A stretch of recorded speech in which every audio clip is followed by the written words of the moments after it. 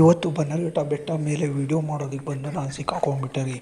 ಯಾಕೆ ಗೊತ್ತಾ, ಈ ಒಂದು ಬೆಟ್ಟದ ಮೇಲೆ ಸಾಮಾನ್ಯವಾಗಿ ಒಬ್ಬರು ಯಾವಾಗಲೂ ಬರೋದಿಲ್ಲ. ಬಂದರೆ ಫ್ರೆಂಡ್ ಜೊತೆಗೆ ಬರ್ತಾರೆ ಅಥವಾ ಕಪಲ್ಸ್ ಬರ್ತಾರೆ, ಪೂರ್ತಿ ಫ್ಯಾಮಿಲಿ ಮೆಂಬರ್ಸ್ ಬರ್ತಾರೆ. 8 ರಿಂದ 10 ಜನ ಒಂದೇ ಸಾರಿಗೆ ಬಂದುಬಿಡ್ತಾರೆ. ಬಂದುಬಿಟ್ಟು ಬೆಟ್ಟ ಎಲ್ಲ ಸುತ್ತಬಿಟ್ಟು ಬರುವಾಗ ಊಟ ಗೀಟ ಏನಾದ್ರು ಇದ್ದರೆ ತೊಗೊಂಬಂದು ತಿಂದು ಇಲ್ಲಿ ಅಕ್ಕಪಕ್ಕದಲ್ಲಿರುವಂಥ ಬೆಟ್ಟದ ಜೊತೆಗೆ ಸ್ವಲ್ಪ ಇಲ್ಲಿಂದ ಸ್ವಲ್ಪ ಕೆಳಗಡೆ ಹೋದರೆ ಕಾಡಿದೆ. ಆ ಕಾಡೊಳಗಡೆ ತಿರ್ಗಾಡ್ಬಿಟ್ಟು ಹೋಗ್ತಾರೆ. ಇದು ಬಿಟ್ಟರೆ ಇಲ್ಲಿಂದ ಸ್ವಲ್ಪ ದೂರದಲ್ಲಿ ಒಂದು 7-8 ಕಿಲೋಮೀಟ್ರು 7-8 ಕಿಲೋಮೀಟ್ರ್ ಇಲ್ಲ, ಒಂದು 2-3 ಕಿಲೋಮೀಟ್ರ್ ದೂರದಲ್ಲಿ ನ್ಯಾಷನಲ್ ಪಾರ್ಕ್ ಇದೆ. ಆ ಪಾರ್ಕ್ ಒಳಗಡೆ ಹೋಗಿ ಬಂದು ಇಲ್ಲಿ ಎಂಜಾಯ್ ಮಾಡಿಬಿಟ್ಟು ಹೋಗ್ತಾರೆ. ಆದರೆ ತುಂಬ ಜನರಿಗೆ ಇಲ್ಲಿರುವಂಥ ಬೆಟ್ಟದ ಬಗ್ಗೆ ಗೊತ್ತಿದೆ ಅಂತ ಅಂದ್ಕೊತೀನಿ. ಇಷ್ಟು ಮೇಲೆ ಯಾರು ಹತ್ತುತ್ತಾರೆ ಅಂತೇಳಿ ಯಾರೂ ಬರೋದಿಲ್ಲ. ಆದರೆ ಯಾರಿಗೆ ಬೆಟ್ಟ ಹತ್ತೋದು ಅಂದರೆ ಬೆಟ್ಟದ ಟ್ರೆಕ್ಕಿಂಗ್ ಮಾಡೋದು ಯಾರಿಗೆ ಇಷ್ಟನೋ ಅವರು ಈ ಬೆಟ್ಟದ ಮೇಲೆ ಬಂದು ಕೂತ್ಬಿಟ್ಟು, ಇಲ್ಲಿ ಒಳ್ಳೆ ಗಾಳಿ ಬರುತ್ತೆ, ಬಂದುಬಿಟ್ಟು ಇಲ್ಲಿ ತಿರುಗಾಡೋದಕ್ಕೂ ಕೂಡ ಜಾಗ ತುಂಬ ಚೆನ್ನಾಗಿದೆ, ಬಂದು ತಿರುಗಾಡ್ಬಿಟ್ಟು ಆರಾಮ್ ಮಾಡಿಬಿಟ್ಟು ಹೋಗ್ತಾರೆ. ನಾನು ಇಲ್ಲಿಗೆ ಬಂದಾಗೆಲ್ಲ ನಂದೊಂದು ಪ್ರಾಬ್ಲಮ್ ಇದೆ. ಇಲ್ಲಿಗೆ ಬಂದಾಗೆಲ್ಲ ನಾನು ಬರೀ ವೀಡಿಯೋಗಳನ್ನು ರೆಕಾರ್ಡ್ ಮಾಡ್ತಾ ಇರ್ತೀನಿ. ಇವತ್ತು ಅಷ್ಟೇ ಬಂದಾಗೆಲ್ಲ ಇವತ್ತು ಕೂಡ ಸಿಕ್ಕಾಪಟ್ಟೆ ವೀಡಿಯೋನೆಲ್ಲ ರೆಕಾರ್ಡ್ ಮಾಡಿಕೊಂಡೆ. ಅದೇ ನೋಡಿ, ಇವಾಗ ರೆಕಾರ್ಡ್ ಮಾಡಿದಂಥ ವೀಡಿಯೋಯಿಂದ ವ್ಲಾಗ್ ಥರ ಮಾಡ್ತಾಯಿದ್ದೀನಿ. ನನಗೆ ಇಲ್ಲಿಗೆ ಬಂದಮೇಲೆ ನೇರವಾಗಿ ಮಾತಾಡಿ ಹಾಕಬೇಕು ಅಂತ ನನಗೂ ಕೂಡ ತುಂಬ ಇಷ್ಟ. ಆದರೆ ಇಲ್ಲಿಗೆ ಬೆಟ್ಟ ಹತ್ತಿ ಮೇಲೆ ಬಂದಮೇಲೆ ಸುಸ್ತಾಗ್ಬಿಡುತ್ತೆ ರೀ. ಯಾಕೆ ಗೊತ್ತಾ, ಸಿಕ್ಕಾಪಟ್ಟೆ ಎತ್ತರ ಇದೆ ಬೆಟ್ಟ. ಇದು ನೋಡೋದಕ್ಕೆ ಅಂಥ ಎತ್ತರ ಅಂತ ಕಾಣಿಸ್ದೇ ಇದ್ದರೂ ಕೂಡ ಈ ಚಂಪಕಧಾಮ ದೇವಸ್ಥಾನ ಇದೆಯಲ್ವ, ಅದ್ರ ಪಕ್ಕದಿಂದ ಮೇಲೆ ಹತ್ತಿ ಬರಬೇಕು. ಮೆಟ್ಲು ಹತ್ತಿ ಬರೋದಿದೆ ಅಲ್ವ, ಮೆಟ್ಲುಗಳನ್ನು ಸಿಕ್ಕಾಪಟ್ಟೆ ಎತ್ತರ ಮಾಡಿದ್ದಾರೆ. ಹಾಗಾಗಿ ಇಲ್ಲಿ ಮೇಲೆ ಹತ್ತಿ ಬರೋದು ಅಷ್ಟು ಸುಲಭ ಇಲ್ಲ. ಆದರೆ ಇಲ್ಲಿಗೆ ಮೇಲೆ ಬಂದಮೇಲೆ ಇಲ್ಲೇ ಆರಾಮಾಗಿ ಚಾಪೆ ಹಾಕ್ಕೊಂಬಿಟ್ಟು ನಿದ್ದೆ ಮಾಡಿಬಿಡೋಣ ಅನಿಸ್ಬಿಡುತ್ತೆ. ಅಷ್ಟು ಚೆನ್ನಾಗಿ ಗಾಳಿ ಬರುತ್ತೆ. ಇದು ಬೆಟ್ಟದ ಮೇಲೆ ಇಷ್ಟೊಂದು ಕಷ್ಟ ಇದ್ದರೂ ಜನ ಯಾಕೆ ಬರ್ತಾರೆ ಗೊತ್ತಾ? ಈ ವ್ಯೂ ನೋಡಿ, ಇಲ್ಲಿಂದ ಊರೆಲ್ಲ ಕಾಣಿಸ್ತಾ ಇದೆ, ಬಿಲ್ಡಿಂಗ್ಗಳು, ಮರಗಳು. ಇಲ್ಲಿ ಬಂದು ನಿಂತರೆ ಸಾಕು ಹಂಗೆ ಬರ್ರ ಅಂತ ಗಾಳಿ ಬರ್ತಾ ಇರುತ್ತೆ. ಅದೇ ನೀವು ಮೆಟ್ಲಿಂದ ಹತ್ತಿ ಮೇಲೆ ಬರ್ತಿರೋಲ್ವ, ಬಂದಾಗ ಬಾಡಿಯೆಲ್ಲ ಬಿಸಿಯಾಗಿಬಿಡುತ್ತೆ. ಇಲ್ಲಿಗೆ ಮೇಲೆ ಬಂದ ಮೇಲೆ ಈ ಬೆಟ್ಟದ ತುದಿಗೆ ಬರ್ತೀವಲ್ಲ, ಇಲ್ಲಿಗೆ ಬಂದಾಗ ಆಗ ಒಂಥರ ತಣ್ಣಗೆ ಗಾಳಿ ಬರುತ್ತದೆ. ಆ ಗಾಳಿನ ಫೀಲ್ ಮಾಡಬೇಕು. ನಾನು ಇವಾಗ ಅದೇ ಫೀಲ್ ಮಾಡ್ತಾಯಿದ್ದೀನಿ. ನನ್ನ ಹಿಂದೆಯಿಂದ ಗಾಳಿ ಕೂಡ ಸಿಕ್ಕಾಪಟ್ಟೆ ಜೋರಾಗಿ ಬರ್ತಾಯಿದೆ. ಈಗ ಮಳೆಗಾಲ ಇದ್ದರೂ ಕೂಡ ಕಾರಣ ಗೊತ್ತಿಲ್ಲ, ಇವತ್ತು ಮಾತ್ರ ಸಿಕ್ಕಾಪಟ್ಟೆ ಬಿಸಿಲಿದೆ ರೀ. ಮೈಯೆಲ್ಲ ಸುಡ್ತಾ ಇದೆ. ತಲೆಯಲ್ಲಿ ಒಂಥರ ಬಿಸಿ ನೀರು ಸುರಿದಂಗೆ ಆಗ್ತಾಯಿದೆ. ಆದರೆ ಗಾಳಿ ಮಾತ್ರ ಇನ್ನೊಂದು ಕಡೆ ತಣ್ಣಗೆ ಬರ್ತಾಯಿದೆಪ್ಪ. ಹಂಗಾಗಿ ಮನಸ್ಸಿಗೆ ಸ್ವಲ್ಪ ಸಮಾಧಾನ ಆಗುತ್ತೆ.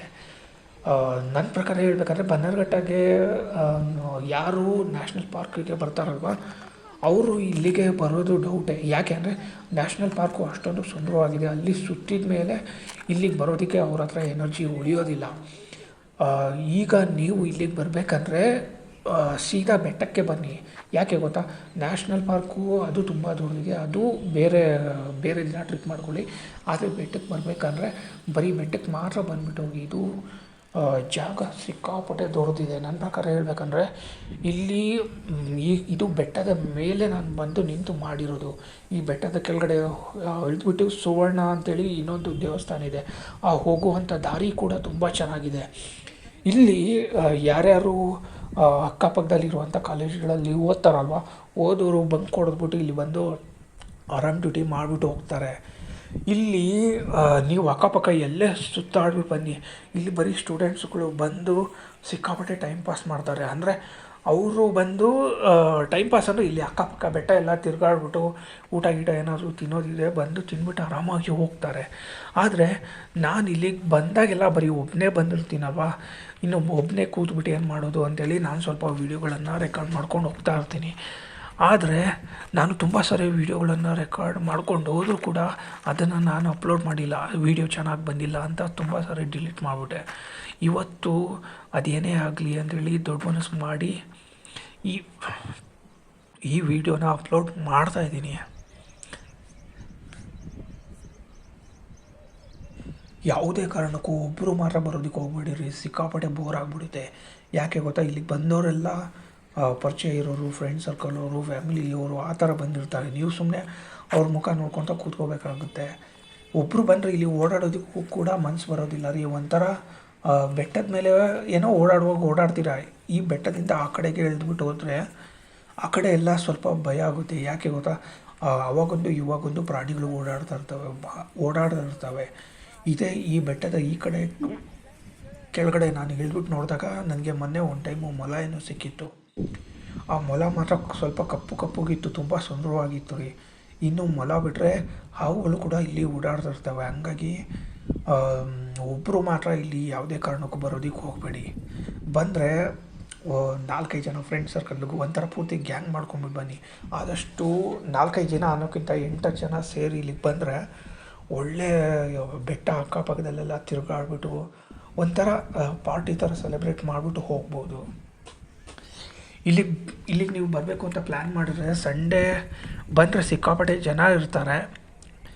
ಜನ ಇದ್ದರೆ ಒಳ್ಳೆಯದೇ ಅಲ್ವಾ, ಸಂಡೇನೇ ಬನ್ನಿ. ಇನ್ನು ವೀಕ್ ಡೇಸ್ನಲ್ಲಿ ಬಂದರೂ ಒಳ್ಳೆಯದೇ. ಯಾಕೆ ಗೊತ್ತಾ, ಇಲ್ಲಿ ಜನ ಇರೋದಿಲ್ಲ, ನಿಮ್ಗೆ ಅಷ್ಟೊಂದು ಡಿಸ್ಟರ್ಬೆನ್ಸ್ ಇರೋದಿಲ್ಲ, ಪ್ರೈವಸಿದು ಪ್ರಾಬ್ಲಮ್ ಇರೋದಿಲ್ಲ. ಇವತ್ತು ನೋಡಿ, ನಾನು ಆ್ಯಕ್ಚುಲಿ ಮಂಗಳವಾರ ಬಂದಿದ್ದೀನಿ. ಇವತ್ತಿಲ್ಲಿ ಯಾರೂ ಕಾಣಿಸ್ತಾ ಇಲ್ಲ, ಬರೀ ಒಬ್ಬರು ಇಬ್ಬರು ಕಾಣಿಸ್ತಾ ಇದ್ದಾರೆ.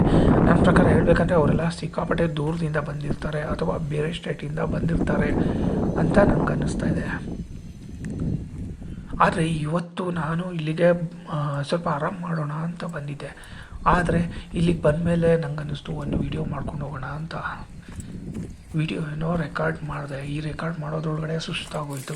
ಅಂದರೆ ಈ ಬೆಟ್ಟದ ಮೇಲೆ ಬಂದು ಇಲ್ಲೆಲ್ಲ ತಿರುಗಾಡಿ ಕೈ ಕಾಲೆಲ್ಲ ಹಿಡ್ಕೊಂಡ್ಬಿಟ್ಟಿದೆ. ಇನ್ನೂ ನನಗೆ ಒಂದು ವಾರದವರೆಗೂ ಸಿಕ್ಕಾಪಟ್ಟೆ ನಿದ್ದೆ ಬರೋದಂದ್ರೂ ಗ್ಯಾರಂಟಿ.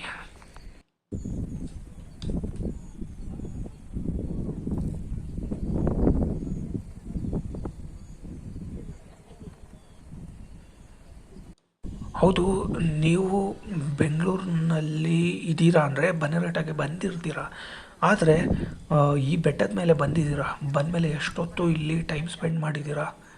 ನನ್ನ ಪ್ರಕಾರ ಹೇಳಬೇಕಂದ್ರೆ ಇಲ್ಲಿ ಯಾರಾದ್ರು ಬಂದರೆ ಕಡಿಮೆ ಆದ್ರೂ ಒಂದು 3-4 ಗಂಟೆ ಟೈಮ್ ಸ್ಪೆಂಡ್ ಮಾಡ್ತಾರೆ ರೀ. ಯಾಕೆ ಗೊತ್ತಾ, ಈಗ ನೋಡೋದಕ್ಕೆ ತುಂಬ ಸಿಂಪಲ್ ಕಾಣಿಸ್ತಾ ಇದ್ರು. ಇಲ್ಲಿಗೆ ಮೇಲೆ ಬಂದಮೇಲೆ ಮಾತ್ರ ಒಂದು ಕಂಫರ್ಟ್ ಫೀಲ್ ಇದೆ ಅಲ್ವಾ. ಆ ಗಾಳಿ ನಮಗೆ ಬಂದು ಸೋಕಿದಾಗ ಮನಸ್ಸಿಗೆ ಸಮಾಧಾನ ಅನಿಸ್ಬಿಡುತ್ತೆ. ಯಾಕೆ ಗೊತ್ತಾ, ಕೆಳಗಡೆಯಿಂದ ಮೇಲೆ ಹತ್ತಿ ಬರೋದು ಅಷ್ಟೊಂದು ಸುಲಭ ಇಲ್ಲ.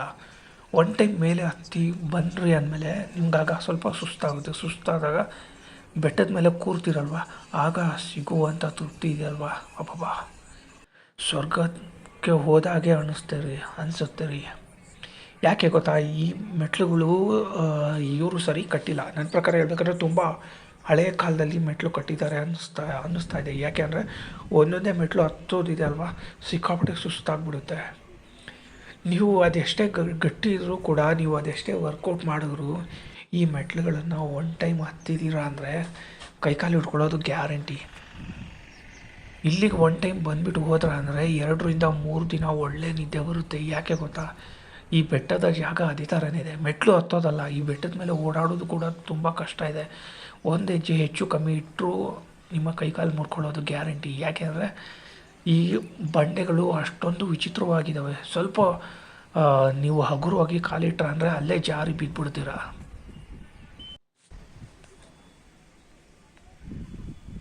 ನೋಡಿ, ಇದೇ ಮೆಟ್ಲು. ಈ ಕಡೆಯಿಂದ ಕೆಳಗಡೆಯಿಂದ ಹತ್ಬಿಟ್ಟು ಬಂದೆ.